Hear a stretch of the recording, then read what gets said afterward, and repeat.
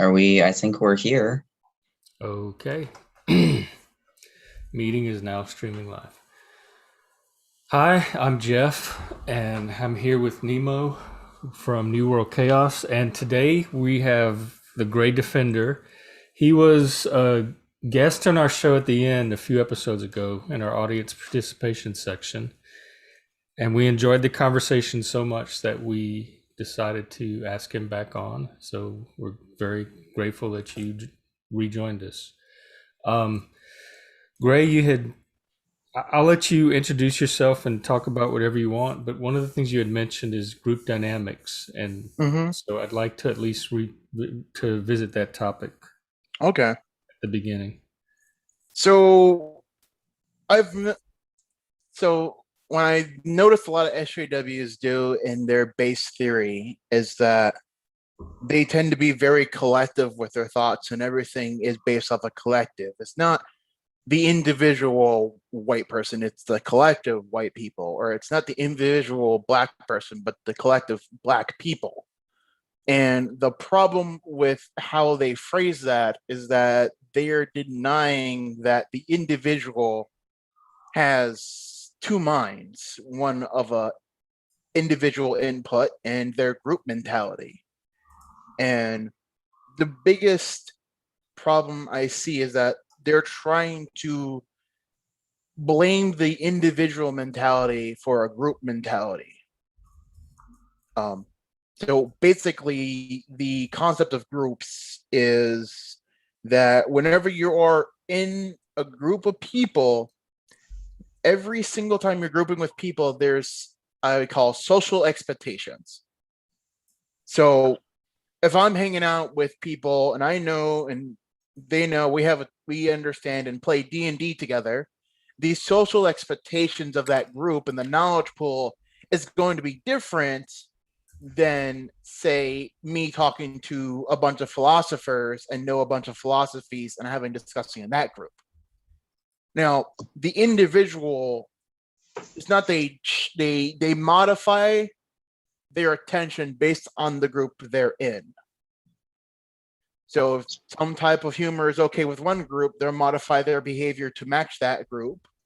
And in another group where they know that behavior isn't okay, they will modify that group, that area. So you have levels of being able to be comfortable with each other. And I think the big problem is that when you get context, you have to understand who they're talking with and what they've agreed their social expectations to be. And hello, John. I see you down there. Yeah, Gray, you're Oh, pretty and Connie. savvy with being really interactive online things, like being on the show and watching the comments. So that's pretty cool. I'm on a phone right now. I'm not even in my usual spot, so I can't see very much. But yeah, your group dynamics thing. It reminds me. You referenced this before we started, but that what you just described does also remind me of the four perspectives theory that you talked about, and you can describe that in just a moment. I want to make a note that a lot of the way you talk and the couple of times I've interacted with you, you're very observant on some of the details of how each person can have a different subjective experience. And I've been noticing recently more in depth just how different each person's subjective experience of life can be. Like, you spend your whole life in your body. So like with your height and your kind of mannerisms and how you feel, it's almost like, imagine if you wore a pair of shoes your whole life and never took them off, and you like took the shoes off. Like, that'd be crazy. So having a moment to just have that regard, or like that reminder of everyone's experience really is very distinct. And I think people they don't take that seriously enough. I hear a lot of that coming through. But you can talk about that, and if you want to describe the four perspectives, I think that's what you called it. That's a pretty cool idea. Well, I'll talk a little bit about it. It wasn't something I was actively thinking about. It's just something that kind of developed out of the need in my life and talking with a friend of mine, and kind of organizing my brain to make it a little bit more understandable of what I try to do. Well, it's not like a personal philosophy. It's more of an observation tool that I find, but I find it's very useful in a lot of ways. So the four perspectives essentially are the breakdown of the human psyche in how they view reality and how they filter reality and what their strong and what their weakest perspectives are and how to balance those perspectives. So the first perspective is called the I perspective. That deals with the individual's experiences, likes, interests, the core of their being, their philosophies, their outlooks in life. So there's a lot to go into the I perspective. The U perspective is anyone that interacts with the I perspective. So from my perspective, which would be my I would be your you would be my you perspective and vice versa. And that is the interaction between two people directly. And then you have the concept of empathy start to come in, resonation, listening to other people, understanding other people's intents, their experiences, lives, and stuff like that. The third perspective, which is the third emotional perspective, they is an indirect observation of I and even I and you together. So the third perspective in this case would be our viewers on the Zoom, and they are seeing us interact with each other indirectly and trying to piece together each of our motives and how we interact with each other. The they perspective also deals with cultural norms and stuff that basically we take for granted. Like everyone in America may assume that this is okay to do, but this could be really offensive in another culture, but it doesn't mean anything for us. So the they perspective also covers the differences between cultures, our moral background, what we find offensive and what we find safe. I find America is not is okay with violence, but very not okay with heavy sexually explicit stuff. But if you go to Europe or France, they're a lot more open with their sexual stuff, but they're not very keen on violence. So there's different dynamics you can have, even, different environments that people grow up in and have different expectations. And then the last perspective, which is the none perspective, is basically the non-emotional. It's the logic-driven part of the brain. Essentially, it's easier to explain it as if you were a robot or a god looking down at the information that you're presented before you. And then there's other aspects with the non-perspective. When your body experiences heavy emotions, your brain, wanting to keep everything stable, does not want to deal with that.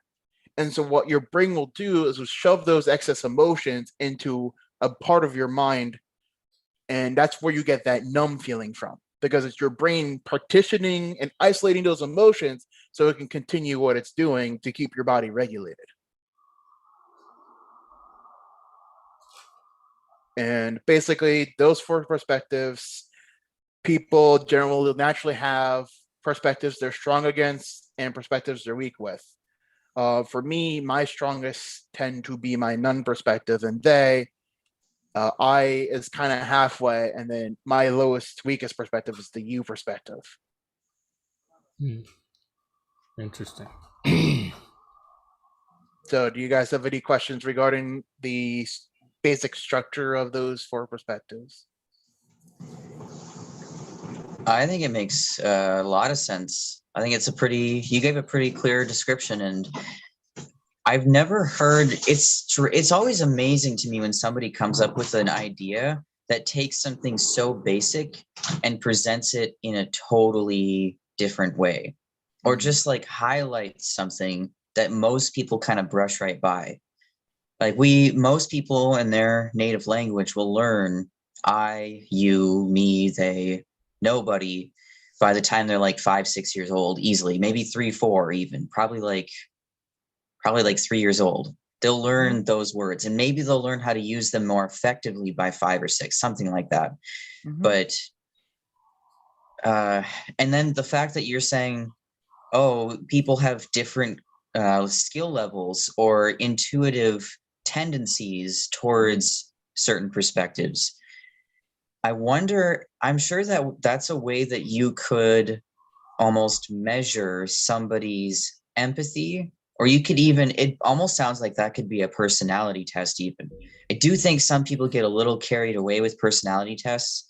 Like I've met people that are obsessed with Myers-Briggs. They have like whole festivals. I had a roommate that was like that. It was like they went way off the deep end, or like astrology. INTP. I mean, the thing with Myers-Briggs is like it's not like predicting anything. It's just giving back what you've given. So Yeah. I do like it a little bit, but I don't feel it's not very dynamic. So, for example, me and my friend, you know him, Abu, he's also an INTP, but the way we go about information is very different. For me, I tend to break down systems and then test the base of the systems, and I keep testing against different scenarios, where he tends to go from the top down. So he'll look at a scenario and then slowly pick apart about it to find, okay, what are the base components? Whereas I try to solidify my base components and then test them against certain scenarios. So like I said, you have two different people labeled INTP by this Myers-Briggs. So again, while Myers-Briggs can pick out certain, I guess the best way to call them is like they're basically anime tropes. The problem is that they don't exist. The problem is how they utilize those tropes. So someone who's good at utilizing that trope, the story will come out better than someone just throwing in as many as they can so they can get people to watch their show. Yeah. That's my frustration with personality tests, is the rigidity and it's like this attempt to create functional categories that often just ends up being too rigid. I tend to not fit most personality tests pretty like that well at all. The one that comes to mind that I actually really liked was the Strengths Finder test. And that's looking for your qualities that are your natural tendencies that are like a strength or a good trait. So it's a strengths-based approach, which is also a philosophy of looking for things that it's not just looking for a person's natural tendencies based on however they've developed throughout their life experiences leading them to react a certain way, whatever it is, but also looking at how those tendencies can be used in a positive way. So then you can define this quality as a strength, where like context matters. In some cases, like I'm very extroverted and I'm also talkative. I know there are cases where that would be a weakness and not a strength. And so it's context sensitive. Like I'm not very good at keeping secrets at all. And so, but I've learned over the years very slowly the art of privacy and subtlety and why you want to use that sometimes. But yeah, the Strengths Finder is a good one. So Nemo, looking at the four perspectives, which ones would you feel are your strongest, and then which ones would you feel that you're weakest at? Yeah, I think I'm pretty strong with the I perspective. I tend to be very self-reflective naturally. And I'm very blunt in general. So then my self-reflection is very blunt. There have been people who thought I was putting myself down when I was being self-reflective, and I would get really annoyed because all they're doing is interrupting my process of analyzing and reflecting. And I'm like, okay, you're just interrupting to be like a Lifetime movie right now about feeling good about yourself. And that's not very helpful to me. I don't need that because I don't dislike myself. I'm also just being a little sarcastic there. So I was just kind of making fun of people that do that. But I think I'm pretty decent with the you perspective in most cases. and there's a small collection of experiences that I've not really had myself. So I'm becoming aware of how much I do not empathize with other people. Like Mhm. anxiety, it took me a while to actually learn what that experience is like for other people. So Okay. things like that. But I'm not very good with the they perspective. I Mhm. tend to not put people in groups that much. I think that when I can generalize about systems and inanimate objects and economics and factual things, but generalizing with people involved, the way other people do that and they use the they perspective often comes off as just really vague and undefined to me. Right. And then the last one, the nobody perspective, I think is probably my hardest one. Mhm. Um, and that one might be because that one might be hard for a lot of people because your default that you're kind of stuck with a lot of the time or most of the time is your I perspective. So trying Mhm. to imagine from a nobody perspective is kind of a radical thing. Well, don't try to overthink the nobody perspective, because generally the I, you, and they are very emotional perspectives. And like I said, most people have, and even though Myers-Briggs, a lot of people are and have the feelings rather than thinking. But there is a people that excel in none perspective, and they tend to be called sociopaths, because their you perspective is very difficult for them. Like they have a strong sense of self. And as far as they goes, the best way to understand things is my case is we use both culture and statistics as a background of an approximation, but not so much to make an assumption. So again, the difference between SJW's concept and my concept is that they believe that all Black people in the US are oppressed. That ignores the individual. But in my system, it's not that they are all oppressed, but there can be a scenario in which a Black person is discriminated against a white person for racism, but it's an individual scale, and to treat it as a possibility, but to still observe it and see if that person's being honest or not, or maybe they're misunderstanding something. For example, I watched a police cam of this woman driving in front of him. He goes to take the turn, and there's a two-way turn. She actually went from her outer curve to the inner curve and cut this police officer off. And he put his lights on and pulled her over. And because she didn't see that happen, or she's not recognizing that she pulled in front of the police officer because she switched lanes in the middle of a turn, she thinks she's being attacked because the cops being racist towards her. So, like I said, we treat things on an individual basis. We look at the facts and information.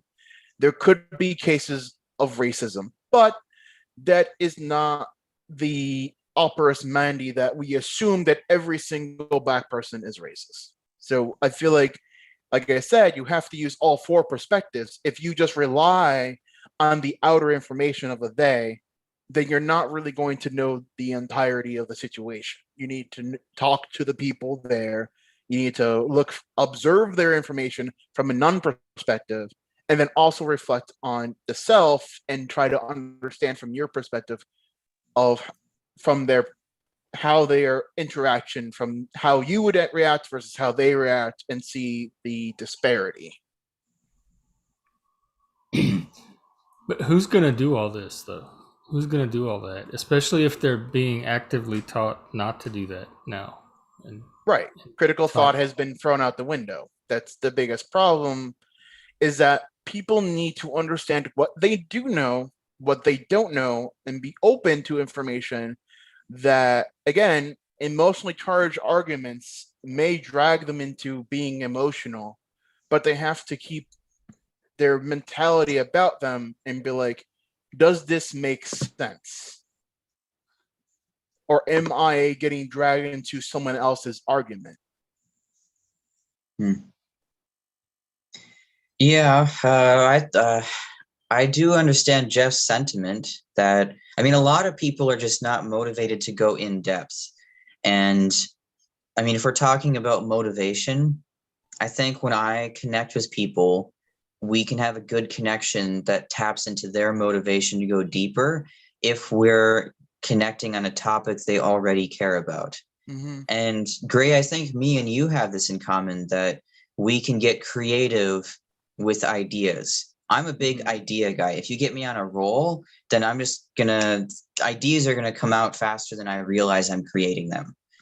And I don't even, sometimes it doesn't even feel like I'm creating ideas. It just happens. And then Mm-hmm. I'm just sharing it. So some people are like that. In fact, on the Mm-hmm. StrengthsFinder test, that's one of my top 5 traits is ideation. Mm-hmm. So I maybe you have to take into context people's preferences, and I try to listen for what a person's natural interests are. And Mm-hmm. anytime I sense passion, I try to like hop on that train. And like some people, I think part of the reason they tend to recreate apathy and demotivation is that they don't even realize they're rejecting someone's passion. Because Mm-hmm. sometimes passion comes out as anger, or it comes out with a bit of bite to it. And people sometimes automatically assume that's a negative, or they try to Right. suppress it. They try to force positivity in this kind of Right. stereotypical way.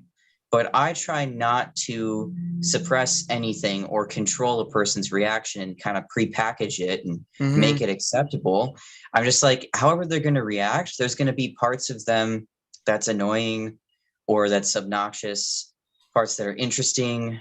It's not all going to fit into a nice little movie all the time. That's not the Mm-hmm. human way to be. So I don't know. It's kind of a random rant for me, I guess, but I try Mm-hmm. to hop on the train that people are already on and kind of Yeah. draw them in if I can. And to answer your discussion, your counterpoint, Jeff, is that, like I said, this is a system of observation and it's a tool. So, a thing with tools, if you practice them, you get more proficient, it becomes easier.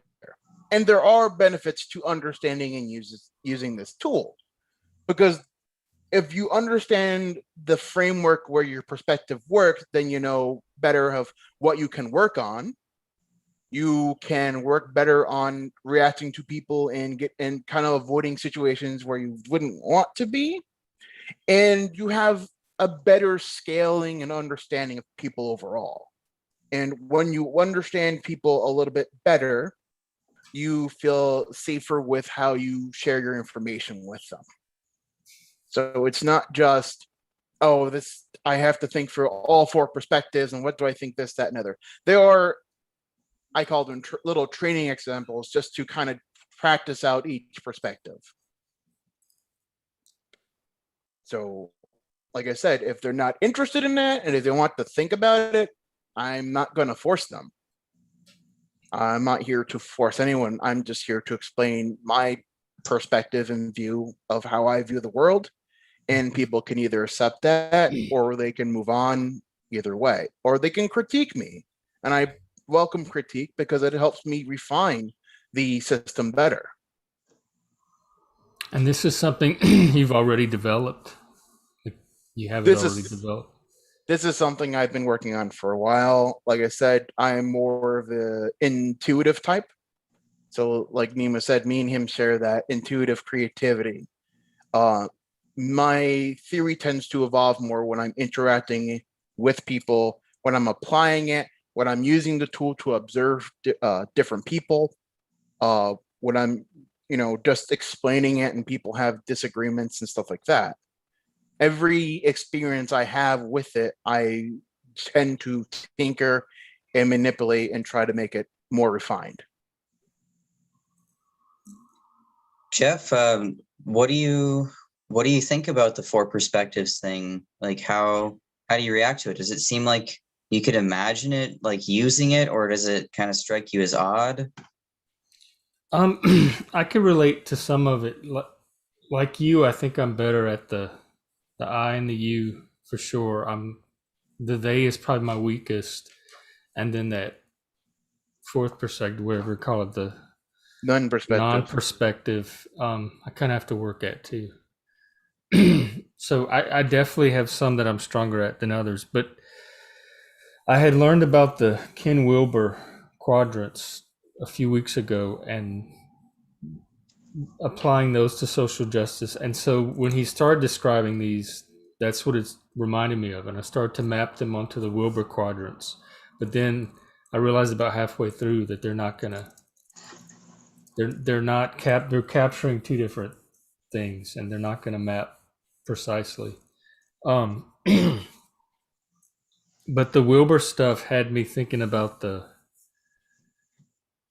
it's the I versus the subjective versus the objective, and the collective versus the individual. And so it gives you a quadrant, and it's kind of the more individual oriented philosophies and therapies versus the more collective oriented ones.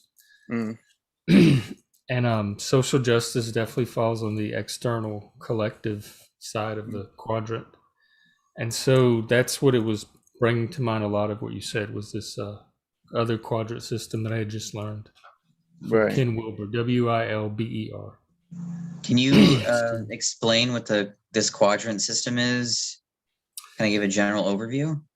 Yeah, it takes, like I said, it's the Wikipedia has a good write-up. It's the individual versus collective. The subjective individual is the traditional psychotherapy, the Freudian, where they focus on the individual and individual therapy. Then you have the individual objective, which is like the behaviorist side, or I guess the more technocratic side in the modern world, where it treats the individual as just the body, and the interventions are usually medical or clinical. You have the Jungian side, which is the individual.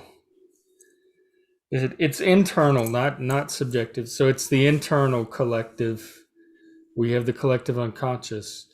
It's the internal individual, the internal collective, the external individual, which is the behaviorist or the medical, where you're just the individual body. And then at the bottom quadrant, or the opposite pole from the individual interior, you have the exterior collective, where you're only a social body. It's the counterpart of the second quadrant, which is the individual collective. This is the social collective.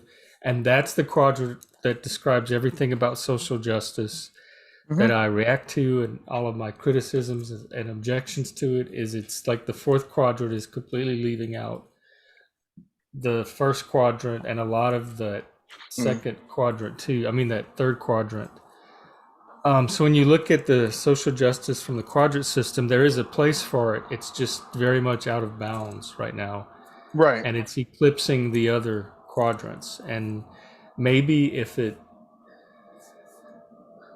were taught in perspective or kept in proportion to the rest of the quadrant system, it may have some strengths that are just harder to see right now, where it seems like it's taking over everything. So what's interesting, you tried to fit my system into the quadrant system, and there were some pieces that didn't seem to fit. I'm going to try to fit pieces from what you've explained to my perspective theorem and see if they get close. So if we're going to talk about the individual subjective, right? I believe the most accurate grouping for that would be the I and they perspective. And then the individual objective would be the I and none perspectives. And then the collection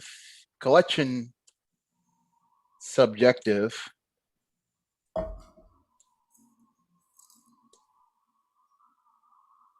is the they. I think that's strictly they, and the collective objective is the collective none. So I feel like the scaling in the Kimwell conjugate system only tends to use, again, part of the perspectives, because it's not really looking at the personal interaction between individuals, the you perspective. Well, that is my whole. You were talking earlier about systems and even systems of individuals, and for me, that's the wall I reach every time I try to understand this stuff. Is systems for me are made up of individuals, and I can understand things on the individual level. But then Right. once you shift to the system acts this way or that way, it's the individuals in a system that are acting certain ways, Right. and each individual in that system has their own context and background and personal history, and they determine collectively what the system does, or the system is made up of people. It's not this impersonal intelligence that acts or operates, and people are able to make this leap between this Mm-hmm. collection of individuals to this thing called a system that operates on its own terms independently from the individuals involved. And I can't do that. Like all I see is a system full of individuals doing Right. individual things, and it doesn't cohere into a larger entity called a system Mm-hmm. for me. It's still everything they're talking about. Racism, discrimination is happening between individuals on an individual Right. level. So when I remember earlier on, I said about the individual mind and the collective mind, right? And the thing with the individual mind versus the collective mind is that while people do make individual decisions, and it does make sense to group people, a group of individuals, that empathy and groupthink can be very persuasive. And that's why I say group thinking mind is when you have a group of individuals, like I said, there's a social expectation amongst them. That social expectation can change depending on what group of individuals are there. But there's an emotional impact as well. And I think that's the quadrant that you talk about doesn't have the you perspective, because it's not looking for that transition between the individual mindset to a collective mindset. And that bridging gap is the you. It's the empathy. It's the getting caught in a lot of emotional feelings. So, example, you have an angry mob. People are going to be more compelled to join that angry mob because the collective emotion of anger is empathetically being felt amongst multiple people. So while one single angry person may not have that same effect, that's the collective danger of the groupthink. Yeah, well, I kind of want to piggyback off of that and kind of tie it back to Jeff's confusion about systems. I think a lot of the social justice way of talking about systems is deliberately vague, and I kind of want to take it a different direction and try to talk about the idea of a system in a way that actually makes sense, because clearly the word and the concept of a system and the concepts of groups and decentralized groups that have effects, like the individuals affect each other even if there's no way to trace back an effect to one person, like all of those phenomenons I think are real. They're very basic parts of life that you see in a lot of, I mean, you can even look at it in different species. Like there are certain, I don't know, people into like biology and ecosystems have said that ants act as if they're just a collective. I'm not even sure how true that is. It's out of my wheelhouse. But as far as a human observing a group of ants, a lot of their actions are as if they're one creature that's just like 1,000 ants acting as one creature. But anyways, if I was going to play a little bit of devil's advocate, I think that there's this weird impact that happens, or this weird effect that gets created that's almost an illusion. It's like when, like, if you think of movies, you have a bunch of pictures that you run together really fast, and then it just looks like it's in motion. So it's like all these pictures are creating the illusion of a moving thing, you could say. I look at systems almost in a similar way that, well, in some of my research around self-determination and developing communities based on that, I really think that relationships ultimately build the environment itself, and vice versa. You can build the environment and that influences relationships. So if you get a lot of people's interactions and all these relationships that may be individualized, everyone is going to be impacted by the relationships in their vicinity. That's not really anyone's fault per se. Like if we have a little community and we're 3 people in it, we have 3 relationships. Let me figure this out. Okay, so there'd be a relationship with me and Gray. That's one. And then there's with Gray and Jeff. And then there's Jeff and me. So that's 3 relationships, because every individual has their own relationship. So every relationship is just 2 people, if you really want to boil it down to its basics. Right. And which is the youth perspective was missing in that. Yeah. And so let's say in our little community, hypothetical, we're hanging out, and maybe I'm gardening and I'm doing my own thing. And then maybe you and Jeff are just like hanging out, and then you guys get into a heated debate. I'm not involved in your interaction directly, but maybe I'm next to it, and all of a sudden the energy of that gets me really hyped up, and then I get all frustrated and I want to pick sides, and I think Jeff's crazy and Gray is obviously right.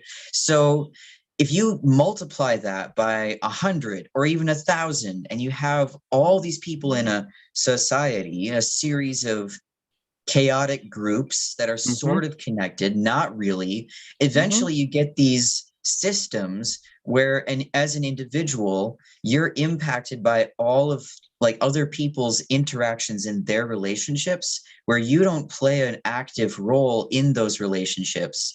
And you might, sometimes a person's so disconnected that they encounter a system and they can't find a person that's responsible for something that went wrong. That's one of the things I think is a defining trait of systems, or like the weird, hard to clarify concept of a system. Like I think of the medical system. It's like a labyrinth you have to navigate. And I go into it, and whoever I talk to, I get passed on like a hot potato, and I can never find a person that says, we're going to fix this, or this was this person's fault and we're going to fix it. So some systems are so dysfunctional, they recreate this like avoidance of responsibility. So those are some of the things I can see as being real. It's just so decentralized. It's hard to grasp. So another thing about system is hierarchy. For example, while again, we all have individual relationships, but in particular on this stream, I am the outsider of the stream. You invited me to talk here. So again, it's fine if I'm a guest, but what if I start becoming a regular member? Now that dynamic can change where there's 3 people as a podcast. Now, let's say I take it a step further and start taking over the stream and saying what we were trying to do and everything else. Your relationship will be much stronger in going, hold on a minute, we started this first. I'm coming in and invading. Now I am overbreaching an unspoken social contract. Systems are made of social contracts and assumptions based on your position and role that you're supposed to play. And we don't think about those. Jeff's reaction was really funny to me. That was the biggest eye roll I've seen in a while. Oh, it wasn't meant to be an eye roll. I can't believe people are out there doing that every day and are aware of all this. Yeah, you're a hyper individualist, of course. Well, I don't notice any of that stuff you're talking about. It gets me in trouble Right. all the time. I believe you, and I believe that it exists, but there are also some of us out there that it's invisible to us, and Right, because your we're they bumping into perspective, it every right, time. your they perspective is that low, and it's not just your improficiency for it. You yourself feel you have no need for the they perspective. Well, I think the none perspective, you think you could have some use and built up. I think the they perspective is very difficult because your first perspective, your I perspective, is very strong. And that's the imbalance. What happens when you have certain perspectives that are very strong, they tend to take over other perspectives, or they will become replacements in a way. That's what's happening with social justice. Is it's I think it's taking the group perspective to the Mhm. extreme in the other direction in too Right. strong of a way. So it's I guess it's the people like me that doesn't work on because I have too much of that Right. You two are like they're the opposing ideologist, the extreme individualist that believes that again collectives are made of individualists, and the stream collective that remove the individual in order to become part of the collective. They Yeah. cleanse their personality to fit the cultural acceptation of SJWs. I want to point out something you in your description there. I think that's an interesting and useful description, and I can appreciate it. So I don't tend to focus on individualism versus collectivism. I haven't thought about it in those terms that much, but I've Mhm. been recently hearing certain people that do use that backdrop. And I know that's kind of a 20th century conversation is Right. individualism versus collectivism. There's like a recent history with it. And I've always been frustrated and I don't relate to the classic conversations around that very much because Right. it's set up as if it's you sacrifice the group and choose the individual, or you sacrifice the individual and you choose the group. But Right. your description just now was I'll paraphrase. I'm not good at verbatim quoting, but Mhm. that me and Jeff are more likely to say individuals build into groups, and Right. then collectivists on the flip side will say you have to sacrifice the individual to the group. I think that's a more accurate representation of the struggle at hand. I am Right. not anti-group at all. In fact, Jeff and I tend to emphasize community building and relationships as being very Mhm. important. And a lot of what we're trying to do right now is address that area that's really neglected. Right. But I find being in environments that are ideological, like social justice oriented, that people are not necessarily pro group. Their mental focus and their emphasis is placed on anti individual. So it Mhm. feels like they're attacking autonomy and boundaries. So Right. somebody being like me, being on the receiving end, just feels like we're in a conflict, and our relationship, the group perspective, in this case, there's two of us, is a Right. conflict where they're crossing boundaries. Mhm. Therefore, I'm not able to be in a group with them because they are being dysfunctional. So why would I Mhm. be in a group with them? And I don't think a collectively oriented person can recognize what they're doing. And the last thing I'll say on that, and one of the reasons I Mhm. don't think they recognize it is if I'm playing on your four perspectives, a lot Right. of social justice proponents I meet, I don't think they're using the they perspective very effectively, but they're No. almost projecting an I perspective as if it's a collective. They're trying to create this almost like a nun perspective. They're creating a narrative, a grand story, and it's Right. their I perspective, and they try to force it on the world as if they're an author that's Right. writing a book and they control the whole story and all the realities in it. No. Very good use of it. I do like the description, and it's very apt. Of like I said, the they perspective is again also group and dynamics. There's also social expectations, social stuff like that. So while they try to use it, like you said, they're not really looking at the I perspective. They're not looking in themselves and understanding that when they're like I said, the grand narrative of cleansing everyone and they become whole and no one can be flawed and everything is good. And they don't understand that flawed characters is what life is. We are all flawed characters, and without flaws, we don't advance in life. We don't grow. So I think that's the big problem. And I look at a lot of SJWs, those specific types in general, who they like to follow. They like following people that are popular. They like following very famous YouTube people and stuff like that, because again, they're basing their self-worth of how much collective interest they can gather for themselves, because that's the part of their narrative that they have become righteous and that everyone that's righteous would recognize them. But that actually comes out of the need for them, because they are afraid of their first perspective. They are afraid of that, and they are trying to remove that first perspective to cleanse themselves so that they can join this grand narrative and be part of a collective. Yeah.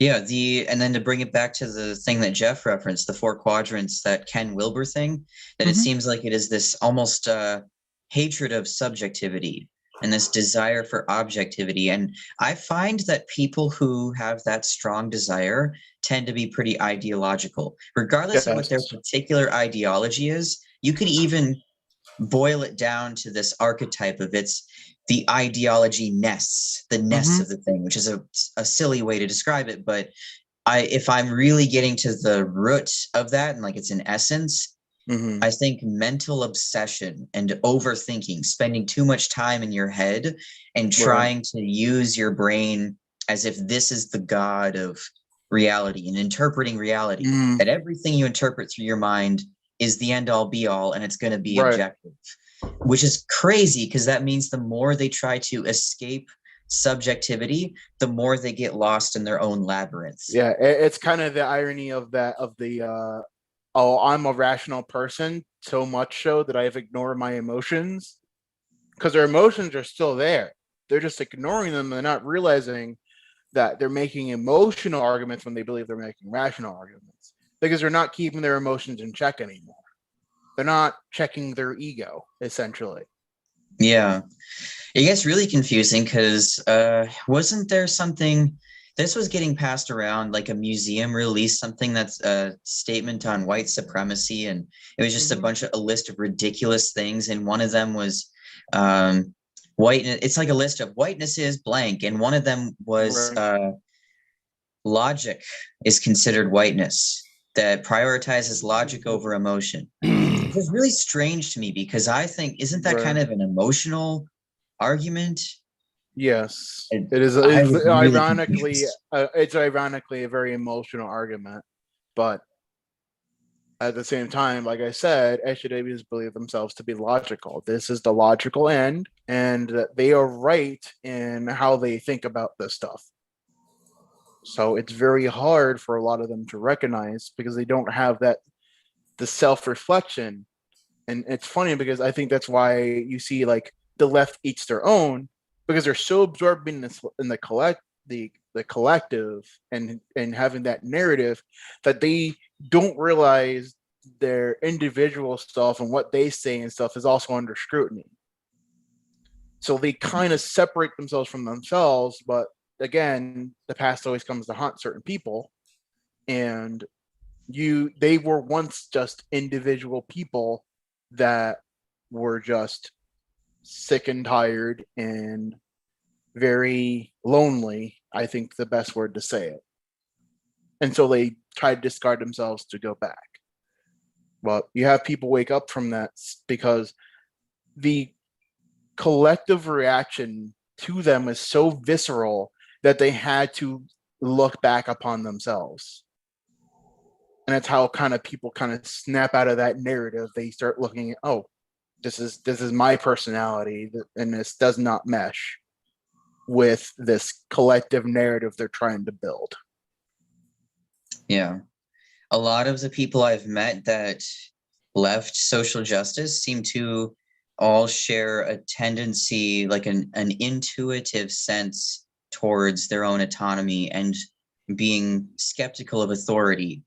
And I've noticed that most people, despite not really understanding autonomy on a more conscious level, they have a deep instinct for it. And so, like, when I've met tons of people from all over the world on Counterweight and other groups that have very wide range of political beliefs and different degrees of how involved they get in different topics, politics, economics, whatever, totally different family backgrounds, you name it, their diversity is very wide ranging and authentic. And yet they tend to consistently share in common this critical mind or critical eye for authority and a strong tendency to want to protect their own autonomy, which is true for me and Jeff. And I think we might be on the more intense end where we're very passionate about that stuff.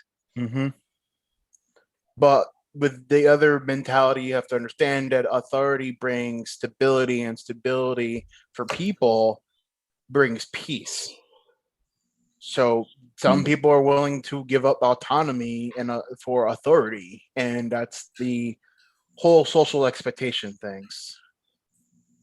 And I think that's one thing that you guys, again, it is like visceral for you, because in order for a system to work as it needs, there needs to be degrees of authority. There needs to be some rules that people follow. So, for example, policing to work, the police have to believe they have authority to go after people for crimes. But the people also have to kind of agree that that's the system they want to follow. And so they try to work around that system, whether they manipulate the system to their ends, or they're just like, I don't want to put up with anything extra, and they're very safe with how they go about life. But at the same time, our chaotic side loves to go against authority. So people, while people find solace in authority, they love to rebel against it. And this is how you kind of have the SJW irony of Coca-Cola supports Black Lives Matter. Coca-Cola is a corporation and has a degree of authority because they have captured that authority by having so much influence in the community. They have so much influence in the community. I learned this from a friend of mine, asked me what I called soda, pop, and in the West is Coke. That's how influential Coca-Cola is. The West calls soda, all soda is Coke. It doesn't matter if it's a Pepsi product, doesn't matter if it's an off-brand product, they all just believe it's Coke. So that that difference shows like the degree of how much people want to live under authority for safety, but yet also want to claim they rebel against it. It's kind of a hypocritical thing, but we humans tend to be of dualities, you know? We want one thing and the same thing at the same time. Yeah, it could be man versus himself, and then it ends up being man versus society and gets all entangled. Jeff was shaking his head earlier when you were talking. You were saying something about Gray. You were saying something about kind of playing a bit of devil's advocate with authority, saying this is why people, they want that sense of stability. And Jeff, you were, I don't know, Gray said something about we still need authority in certain roles to have some kind of structure. Oh, Jeff, is that what you were? To have a system, you have to have some form of authority within the system or some form of hierarchy. And my instinct was, no, you don't. But then as I heard him talk, I guess it made a little bit of sense. With needing the police and medical and certain social functions, and I guess you do need some kind of I mean, Jeff, you want to be like the Wild West where you defend yourself and someone comes rob you, that's okay too. I'm just saying that I don't think a lot of people want to be in the Wild West. I'm probably the naive one. I'm sure I am, because I'd be out in the Wild West full of people like me who are chill. They're probably not going to cause trouble or cause a bunch of fights in the first place. They're right, but the question becomes, what if you find someone who does want to start fights? What do they find your group? What do they see your group dynamic and say, oh, these people are not going to defend themselves, and start planning against you? Oh, I So very much will. Those are interesting questions to ask. I don't know A why lot they have the impression we're not defending against ourselves if we need to. This is an entangled topic to get into. The concept of authority. It can be almost paradoxical, and it's easy to get lost. yeah. Something I picked up on that I wanted to throw out there is just questioning the different ways we're using the word authority or the concept of it, because Mm-hmm. I think Jeff's tendency to have the knee-jerk reaction, and I don't even say that in a bad way, just as an observation, the tendency to have that skepticism at certain points of what you were saying, Gray, and Mm-hmm. other points maybe understanding more. I almost wonder if it was this kind of switch between the different ways that authority is used as a concept that Right. wasn't differentiated. I really think that, and this is a language thing, it's almost semantics, but I think it's important.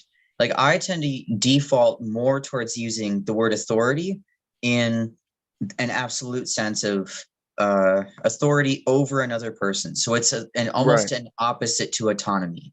It's almost like you're outsourcing your own autonomy. Like when you talk about people that would give away some of their autonomy for Right. safety, they're basically saying someone else take responsibility. So the Mm-hmm. cops take responsibility for this.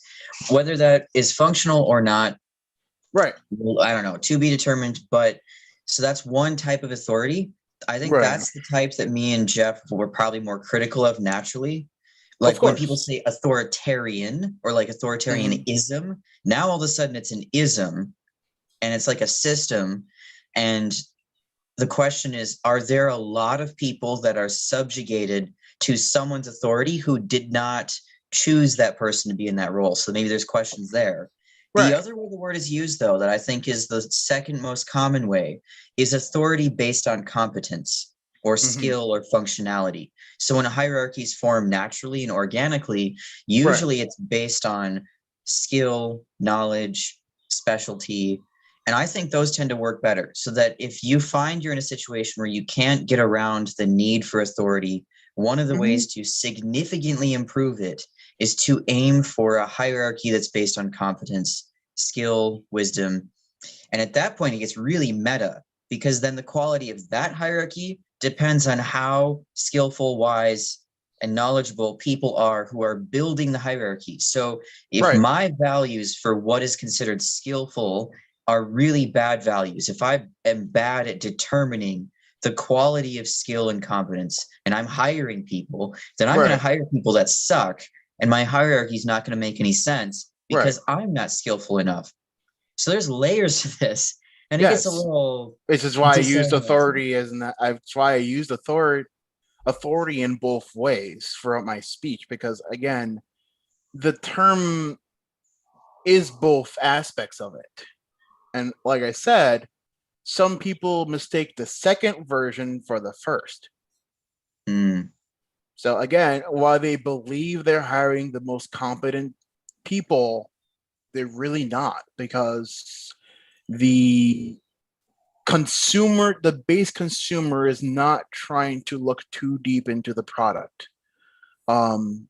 Essentially, with any choice in popularity contests, whether it's elections or even at a local level, there is a level of that person selling themselves qualities in order for them, the masses, to trust them enough to feel that they will make the right decisions and that they will be people that will uphold the concepts that they feel they hold themselves.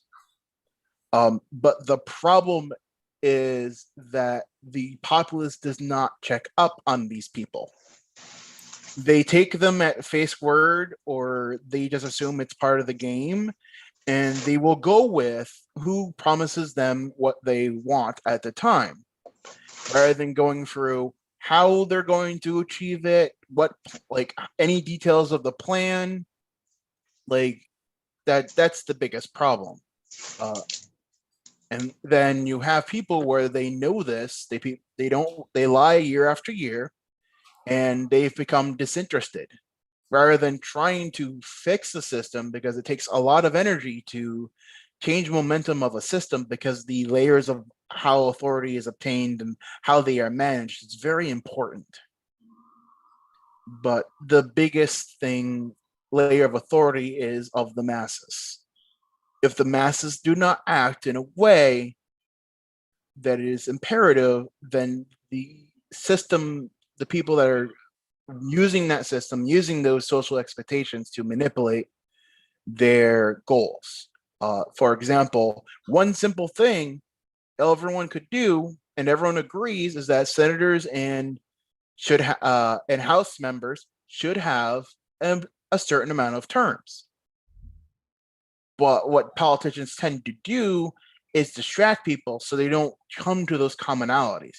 Because if people at least come to those commonalities, then their plans can't work. Because they will watch who's supporting the bill, who's voted no, and then they would just remove it. But that's the thing where not just collective, but again, a group of individuals forming together to make a bigger thing of the self is both one of our strongest abilities as humans and one of our weakest downfalls between those two levels of authority.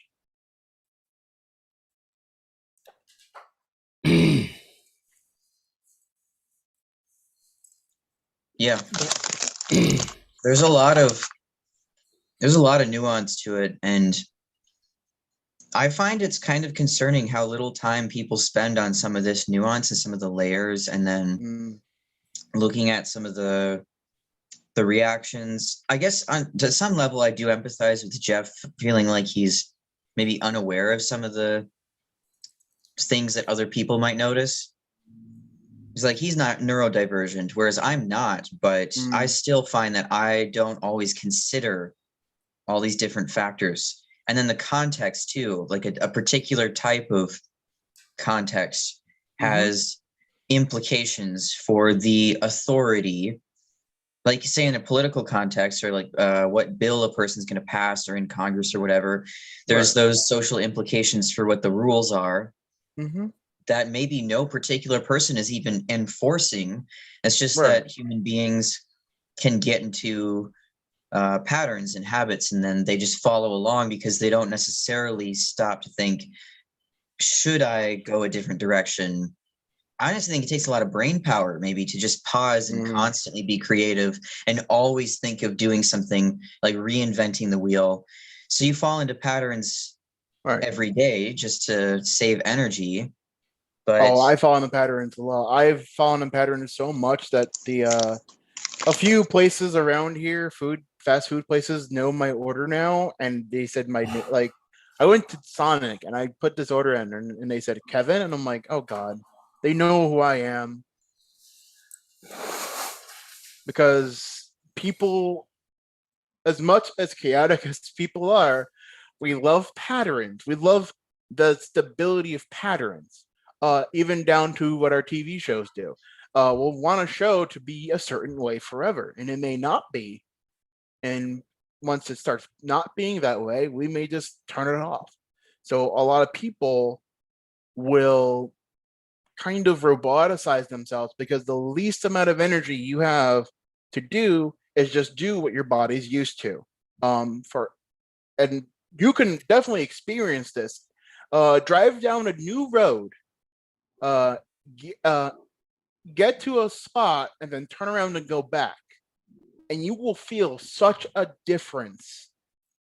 Of your brain is collecting all this information about this road, even what you're not actively looking at, but when you turn back, all that information's preloaded, and all your brain is doing now, instead of trying to download everything, it's modifying the information that's different.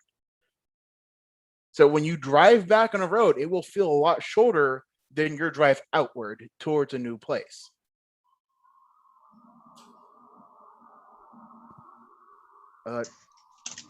Yeah, it really makes me think of like just imagining some of the things that is like different people might notice and pay attention to that say I wouldn't, and how some of that can be really subconscious. And I also think that some of it is partially subconscious, and then that a person will also, if they're having a negative experience, go to whatever their defaults are for an explanation. Right. I've known people that have tendencies to be really attached to social justice that also Mhm. experience anxiety. Right. And when they experience anxiety, one of their ways they cope with it is to say the cause of their anxiety is something that's oppressing them. And Right. it's almost like it's comforting to people to have some outside force that's considered to be the cause of their problems. And it's like for some reason that's relieving. And it seems like it's a weird psychological thing because Hmm. if I thought there was a huge problem that was causing such strife in my life that was fundamentally out of my control, that would Mhm. be really negative news to me. It wouldn't be relieving. So somehow there's people Yeah. that can get the same perception, same interpretation or realization Mhm. that would have opposite reactions. So it's an odd thing to me, but Right, because your perspective is reflection, it is adaptation, and it is growth. And reflection is not something that is easy to a lot of people because they're going to have to look at themselves in the mirror and take note of their actions. So when you have people, again, facing the proverbial mirror, they don't want to look at that mirror. They want something else to take responsibility for why they're feeling that way, because it's an offload of emotional stress that they don't want to deal with and figure out their emotions. yeah, I can see that. I do know a lot of people that I get this real general sense just observing their actions, their general solutions they go to, and the way they talk and form ideas, that it almost seems like a lot of people, their only tool they know how to use as far as taking concrete action towards a goal to solve a problem or whatever is to complain in some format. And so like a lot of protesting, a lot of confronting people and let's protest this big business or this organization or outside of the Capitol or whatever. And I find that a lot of us that are say like under 40 grew up with we were kind of trapped in the school system in our families' homes. There's a lot of childhood sheltering. There's like a bubble. I was certainly in an extreme situation. I felt like the bubble really.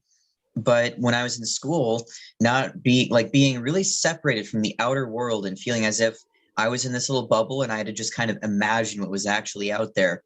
Like whatever was out there was this mystery and it was really this kind of magic thing because we were kept away from it. But then we would hear things that teachers would bombard us with, say through history. And one of those things was this like obsession over activism and like civil rights era and protests and Rosa Parks and MLK.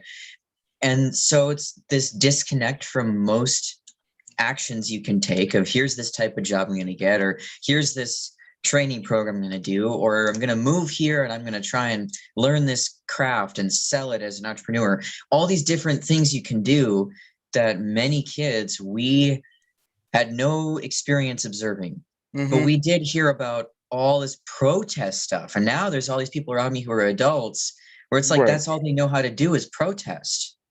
Right. Because, and even as they protest, they could still get the wrong person, still get the wrong place because they're not thinking about what exactly the system actually does. They have an easier version that they use that is straightforward. If a black person gets shot by a white cop, it's racism. It doesn't matter of the situation. And that's what SJW thought process just goes down to. Because how many assumptions did they have to make? Black person oppressed, white person oppressor, cops oppressor. Done. No thought, no reflection required, no external, well, this is just happening. And then they just look for that same example over and over. White person, white cop shoots black person, regardless of the scenario. It doesn't even matter if the black person, and again, there's the most recent one with this black teenager going to stab another black teenager. and the cop having to shoot the other black teenager to save one. So you literally have a situation where a cop saved a black life but had to take another because there was no time to react.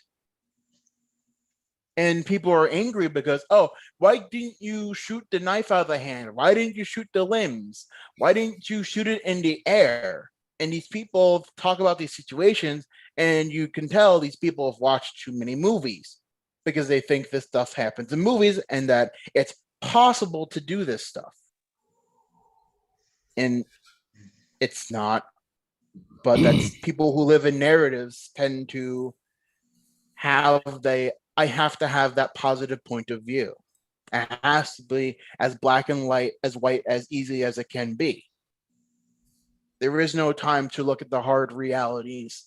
I remember when I was in school, 13, I watched the Twin Tower. I saw the Twin Towers fall on the TV, and my first thought was, "What the?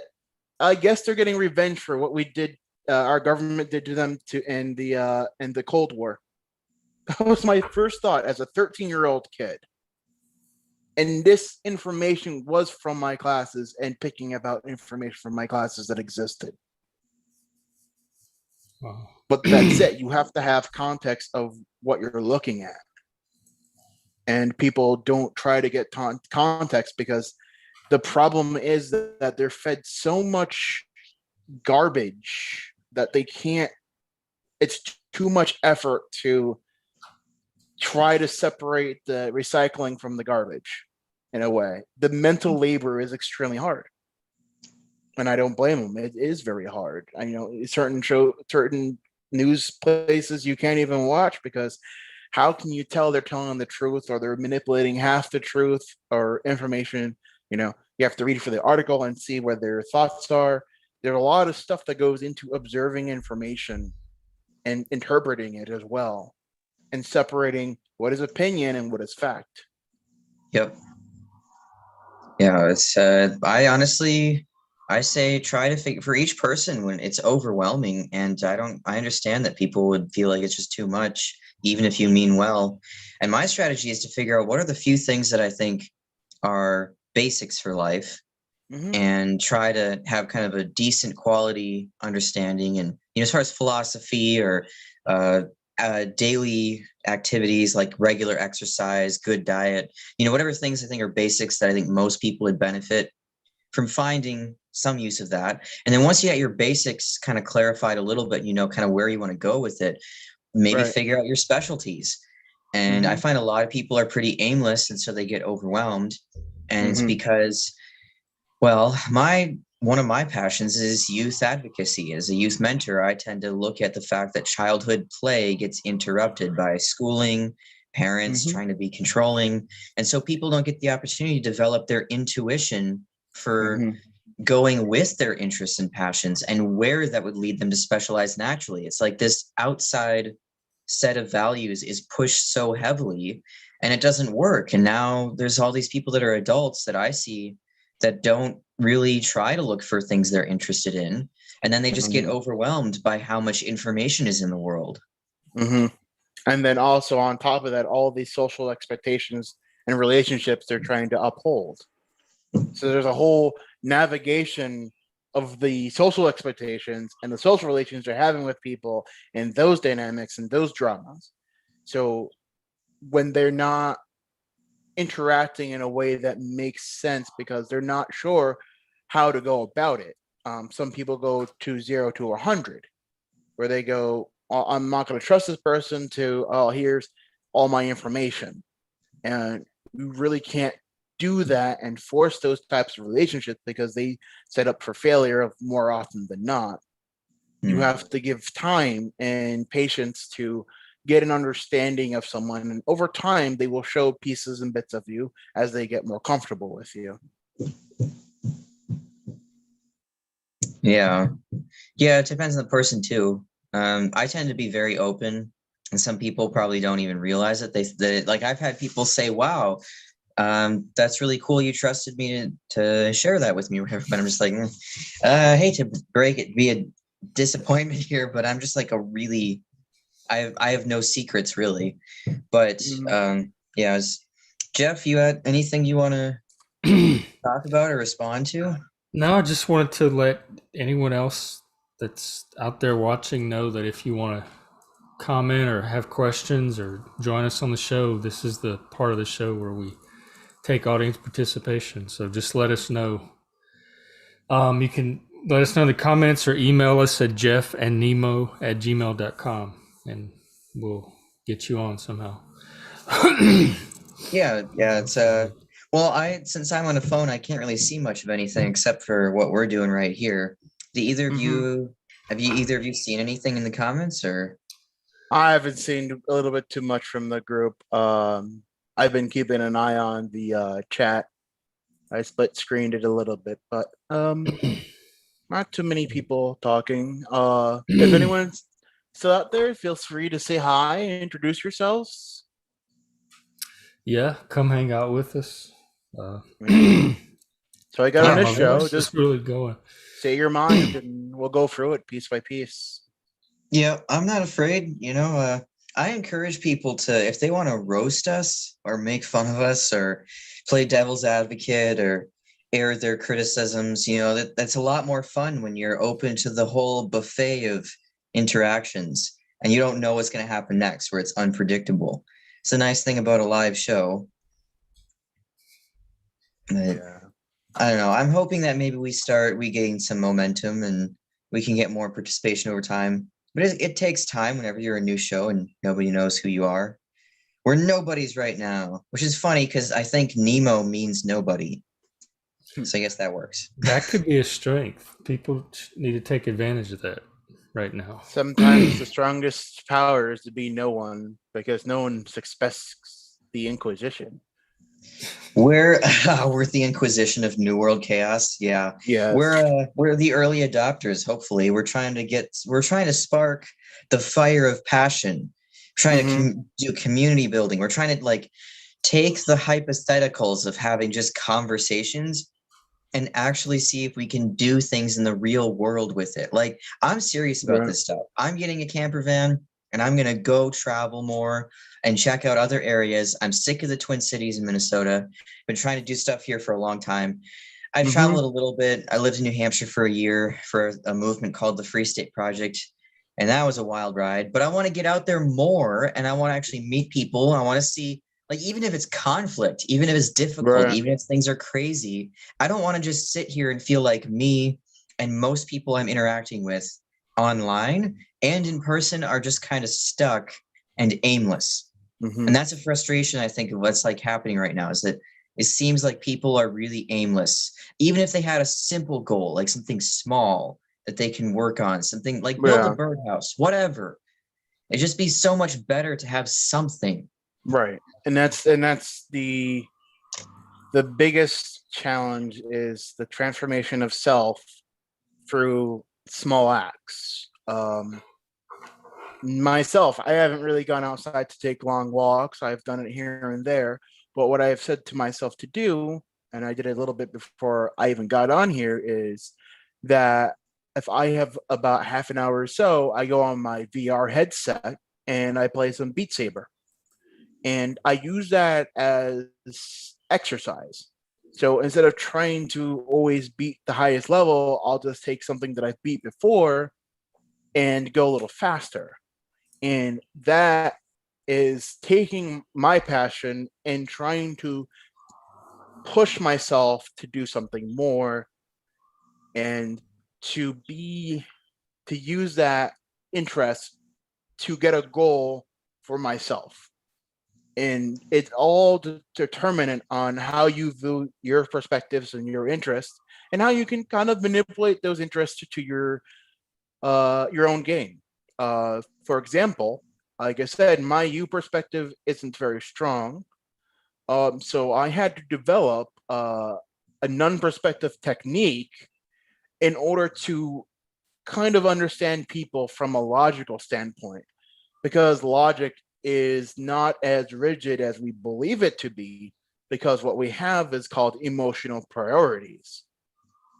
So once you have a better understanding of someone's emotional priorities, then the logic of what they're thinking of and how they're getting to those points starts to make more sense.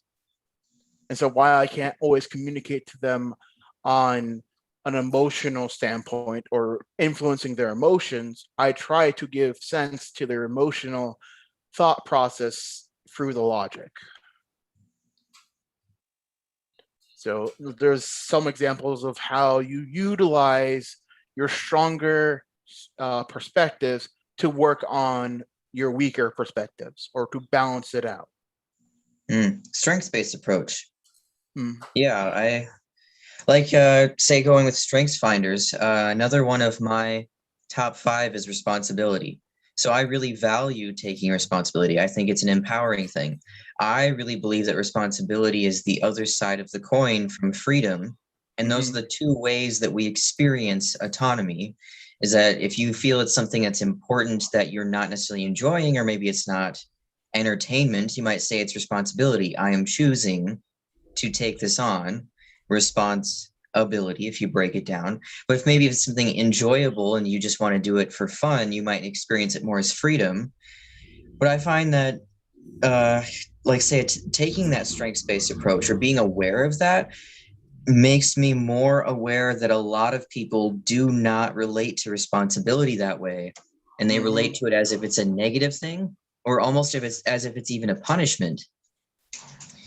And so when I sometimes then, if a person and I you could say miscommunicate, kind of, and it's because my perspective is so unusual to them, they might lash out because they perceive me as trying to punish them by inviting them to take action. And not even like in a way that's demanding at all, but just like me trying to get into their interest more and say, well, what if we did this? Especially if it's more problem solving. I find that some people are so antagonized by experiencing responsibility in a negative way that when I offer them solutions, they actually feel like that's a punishment. So that's something I'm noticing. If you keep in mind the strengths-based approach and you realize like how that affects your perception. Right. Like, Jeff, I know you kind of use a strengths-based approach in your peer counseling. And you've said before that the people you have the hardest time working with are those that are resistant to taking any action in their own lives. I mean, that kind of seems like it's just a dead end. Yeah, the the learned helplessness and it fits a lot of the descriptions of codependence, but I don't know what's going on with my voice. A few podcasts ago, you had talked about self-determination and self-empowerment, and you had this image of a ladder and kind of the people that are not quite ready to be self-empowered are closer to the bottom rungs. And it's those people, the way you describe them, those are the people that fit into that category that I'm talking about. Yeah, I think that was pretty early on. I might have described that in episode 0, which is where we hadn't even formed the podcast at that point. So we call it episode 0. But that was my hypothesis for some of the research I'm trying to do now. And the whole idea is that it's a spectrum that measures a person's degree of self-determination. It's not very specific yet, but we're just kind of imagining the loose idea of it, and that there's a threshold of independence where if you're below it, then it's almost like you have a magnetic force where you tend to get worse. So you're being pulled down because of your lack of skillfulness or the poverty of your situation itself, circumstances, the people around you, etc. Whereas if you're above that threshold, you could still be pretty limited, but you have just enough of the right qualities and resources and opportunities aligned enough that you can build momentum where the magnetic force goes the other direction and you can actually be pulled upward. I think that's what you're referencing. And I'm guessing that maybe there are times when you're dealing with somebody who's not close enough to the threshold to kind of turn around the magnetic force and try to face it upward, which is really hard. I think that would take a lot of energy and a lot of creativity. I would say it does not, self-determination does not appear to be for everybody. And the people that it's not for are not going to benefit from it or have that much resistance to it tend to be the people that filter themselves out early enough anyway. And it's the people that we're talking about now. Right. Yeah. And like I'm saying before, with their experiences and their reactions to when they were trying to achieve independence by claiming responsibility and getting such a negative reaction from the environment around them, where they are trained to avoid responsibility, because with great responsibility comes great trouble sometimes. So even you're standing up and doing the right thing and showing your face and being honest, that people will take advantage of that. People will manipulate what you say and basically say, how dare you stand up to me, the bully? And that's a big aspect of how a lot of these situations go with SJWs. I'm sure you've heard many articles about gamers rising up and that gamers are a big problem, because gamers are really the only group that have vocally resisted the invasion of the SJW to create collective and to create a narrative and then implant that narrative onto a hobby. So movies didn't really get resistance. You know, anime does get a little bit of resistance, but gamers were basically the first vocal. And then we talk about that degree of the level of responsibility versus how much risk they're taking for that responsibility. Where to you, responsibility is a power. To them, it becomes a detriment, because with that responsibility comes more avenues for things to mess up for them.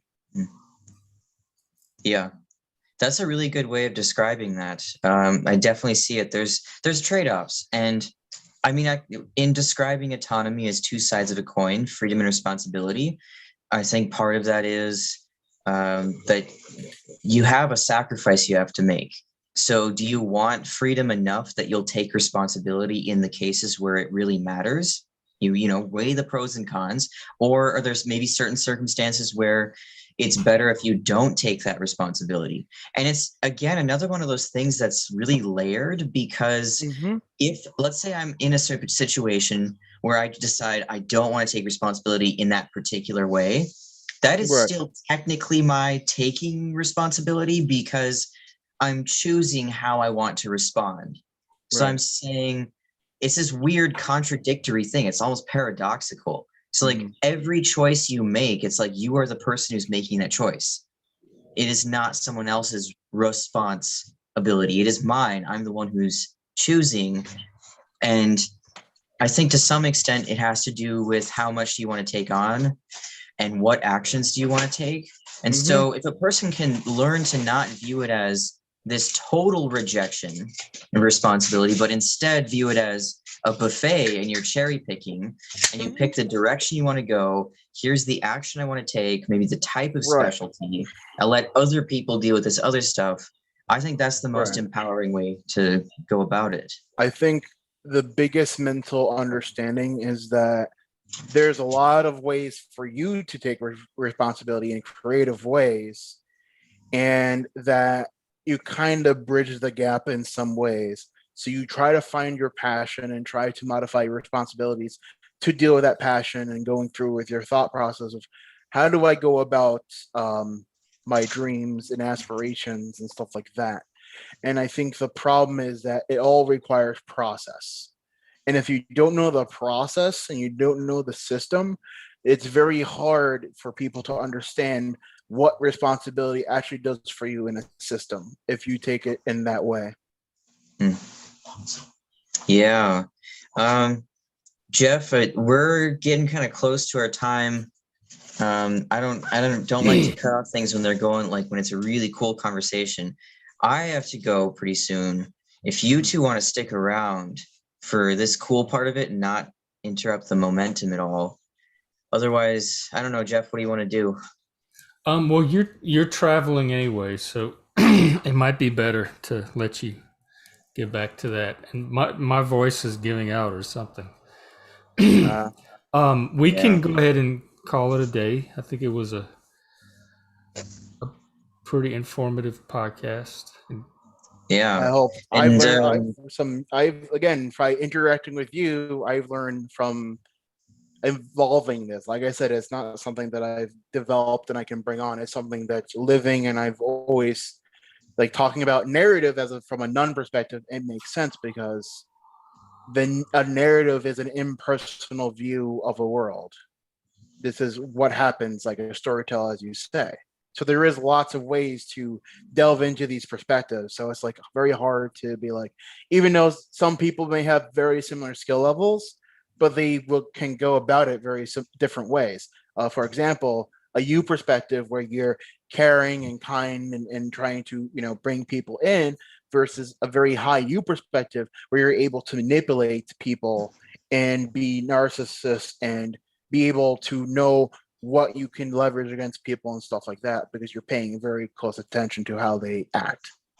hmm, So yeah, there's lots of nuance to it. There's so many things you can do with some of the things we talked about today. It's like a whole universe to explore.